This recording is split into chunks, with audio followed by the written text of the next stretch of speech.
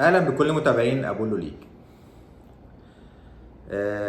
جراديشار، الجهاز الطبي طلع التقرير الطبي بتاع اصابه جراديشار، وقالت في التقرير ان الحمد لله ان الاصابه مش كبيره، وهي كل القصه كلها في اصابه عضليه خفيفه او اجهاد عضلي خفيف، وده بيتطلب راحه 48 ساعه. واحنا لذلك قررنا ان هو يريح من التدريب بعد دخول النادي الاهلي في انغلاق تام، بعد ما الفيفا فتحت التوقيت لكل الانديه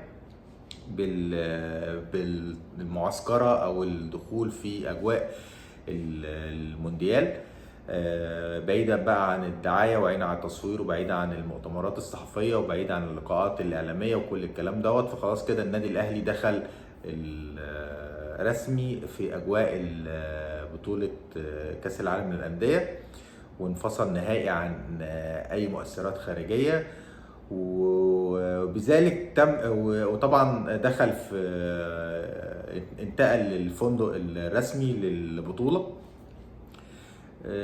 وجراديشار كده يعني معدلات التحاقه بالماتش الاولاني هتكون ضعيفه، فان شاء الله وسام ابو علي هيرجع من الاردن من بعد ماتش عمان ومنتخب فلسطين، هيطير طبعا على ميامي، فطبعا هيوصل يوم 11 يعني صباح يوم 12، فهيعمل تمرينه او تمرينتين بالكتير قوي قبل ماتش الافتتاح، وهو بشكل اساسي هيكون هو المشارك باذن الله. وجراديشار يعني هيلحق ان شاء الله بالفريق في الماتش الثاني والثالث بعون الله. انا حبيت بس اطمنكم على اصابه جراديشار.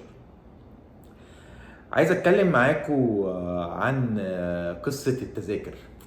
الاعلاميين دلوقتي اللي هو انا بسميه اعلام مضاد للنادي الاهلي وموجه ضد النادي الاهلي في الفتره ديت للتاثير على معنويات مشجعين النادي الاهلي واعضاء النادي الاهلي وفريق النادي الاهلي نفسه.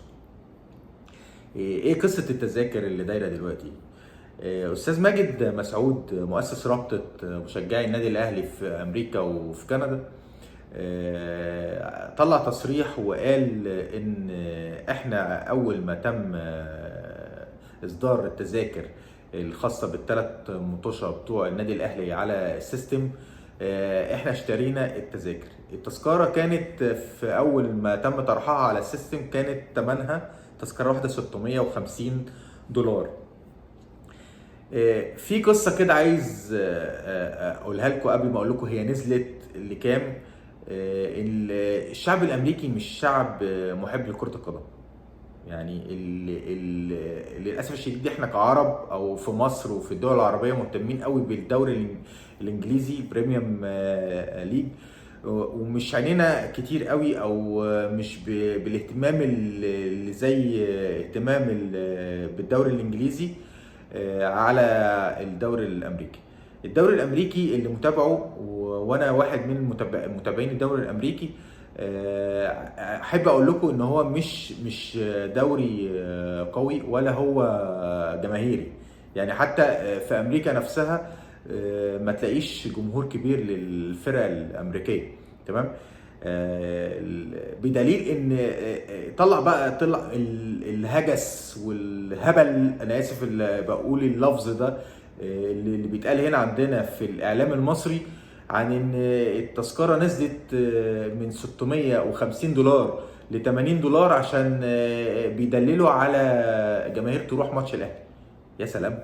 يعني انت عايز تقول لي ان مفيش مثلا في امريكا مشجعين لانتر ميامي مثلا يروحوا له ويملوا الاستاد، وبيتلعب في ميامي في ولايه ميامي كمان؟ يعني الكلام اللي بيتقال كلام متخلف. وبتاسف للمره الثانيه ان انا مش متعود ان انا بقول الفاظ في احتراما للناس اللي بتسمع، بس هو ما يتقالش الا كده، كلام ما يتقالش عليه الا كده. يعني هل يعقل انت اللي بتسمع الكلام دوت بتعقل الكلام ده؟ يعني حتى نقول ان هو انا معاك يا سيدي ان النادي الاهلي ملوش جماهيريه في ميامي ولا في امريكا، ولا هيملى الاستاد اللي هو ساعته 65 66 الف مشاهد مشجع. طيب هل انتر ميامي كمان ملوش جماهير تملى الاستاد ده في ميامي؟ لا طبعا، كلام غير منطقي انه يتقال. هي الفكره كلها ان الشعب الامريكي مش شعب مشجع لكره القدم، تمام؟ وهو ده اللي خلى التذكره تنزل لحد $80 في الوقت دوت. فالقصه استاذ ماجد لما طلع واتكلم، مش بيتكلم على اساس ترداد القيمه او الكلام ده، لان هو قال ان اللي بيروح للناس ديت ما بيرجعش، ومش بنتكلم في كده. هو بيرد على اللي بيسمعوا في الاعلام المصري ان هم بيدللوا على ماتش مشجعين لماتش الاهلي وانتر ميامي. لا طبعا. فطبعا لازم نحط في اعتباراتنا ان الشعب الامريكي شعب مش محب لكرة القدم زي الشعوب العربية ولا الانجليز مثلا. لازم نحط في اعتبارنا المسافات بين الولايات وبعضها. يعني انا عايز اقول لك ان المسافة بين لوس انجلوس مثلا وميامي، يعني لو واحد في لوس انجلوس عايز يروح ميامي، طيران 7 ساعات. طيران 7 ساعات، طيران مش بري، طيران 7 ساعات. فانت متخيل المسافه بين الولايتين قد ايه؟ فطبعا غير ظروف الجو ودرجه الحراره والرطوبه العاليه. فلازم نحط في اعتباراتنا الكلام ده. طيب المباراه الثانيه والمباراه الثالثه اللي هي هتبقى مع بالميراس ومع بورتو، الاثنين هيتلعبوا في نيوجيرسي، في ولايه نيوجيرسي. نيوجيرسي غير ميامي. يعني نيوجيرسي تقدر تقول كده ان هي دوله عربيه من كتر العرب ما هناك والمصريين ما هناك، اعداد كبيره. وانا متوقع ان عدد المشجعين في الماتشين دولت هيفوق عدد المشجعين للنادي الاهلي في الماتش الافتتاح مع انتر ميامي. والتذكره في الماتشين التانيين ديت نزلت من $200 لبرضه ل $80 او حاجه و$80 على حسب ما هو ذكر استاذ ماجد مسعود.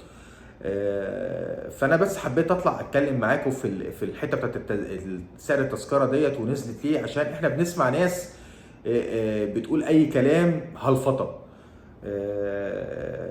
حضور جيان انفانتيوس رئيس الاتحاد الدولي للماتش الافتتاحي ده في حد ذاته هيدي قيمه للماتش الافتتاحي. وانا شايف هي ما اتقالتش في الاعلام، هي انا شايف ان حضوره في حد ذاته دعايه للبطوله، عشان القصه التسويقيه بتاعت التذاكر والقصه التسويقيه بتاعت البطوله نفسها لازم تاخد حركه تنشيط شويه. فهم بيحاولوا يعملوا كل حاجه تقريبا عشان ينشطوا حته الحته الدعائيه لحضور البطوله ديت. وكمان لازم نحط في اعتبارنا كاس العالم للمنتخبات. يعني انت بتتكلم في شعب غير محب لكرة القدم وهيتعمل على ارضه كاس عالم. فده في حد ذاته بيبصوا بيشوفوا يقدروا يعملوا ايه دعاية للبطولات الاكبر والاوسع انتشارا في العالم، كاس العالم. يعني ما لازم يبقى فيها حتة تنشيط شوية. اتباع في الماتش الاولاني على حسب ما ذكر 25,000 تذكره من سعه الاستاد اللي بيشيل 66,000 متفرج. وهم شغالين في تخفيض التذاكر وشغالين في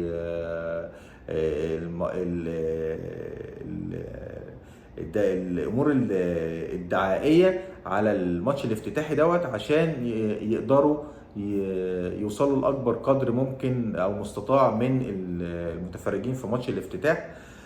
خصوصا ان هو هيبقى بين الاهلي والمصري بطل افريقيا وبين انتر ميامي بطل امريكا الدوري الامريكي، بحضور مين؟ يعني بحضور ميسي. يعني البطل الاوحد انا شايفه في او النجم الساطع للبطوله ديت. موقع الفيفا قال ان ماتش انتر ميامي والاهلي، شوف بقى مقياس او تقدير النادي الاهلي عند الاتحاد الدولي الفيفا. يعني ده موقع فيفا اللي قايل ان ده اختبار حقيقي لانتر ميامي في مقابلته مع بطل افريقيا الاكثر تتويجا للبطولات في افريقيا. ف يعني انتوا شايفين قيمه النادي الاهلي والفيفا بتقول عليه ايه؟ بتقول ان مش يعني ان انتر ميامي ده اختبار حقيقي له عشان يعرفوا القوة الحقيقية عندهم. يعني ده الكلام اللي الواحد يسمعه ويفهمه، مش يسمعه ويطلعه من الناحية التانية زي ما بيتقال عندنا. جريدة فور يس الاقتصادية المعروفة قالت ان الاهلي المصري الاكثر نجاحا في قارة افريقيا على الاطلاق يستعد لبداية بطولة العالم للأندية بلقائه مع الانتر ميامي بطل أمريكا. ده برضو من التصريحات القوية اللي اتقالت عن النادي الأهلي. موقع سبورت سمول الانجليزي برضو قال ان الاهلي الاكثر الانديه نجاحا في افريقيا بيبدا اختبار قوي جدا مع انتر ميامي، يعني بيتوقع ان هيبقى ماتش قوي وافتتاحيه قويه للبطوله ديت. برضو جريدة ناسيونال الاماراتيه قالت على تريزيجيه ان هو رجع لبيته بعد غياب 10 سنين، وده بيتمنوا ليه النجاح والتفوق الفترة اللي جاية.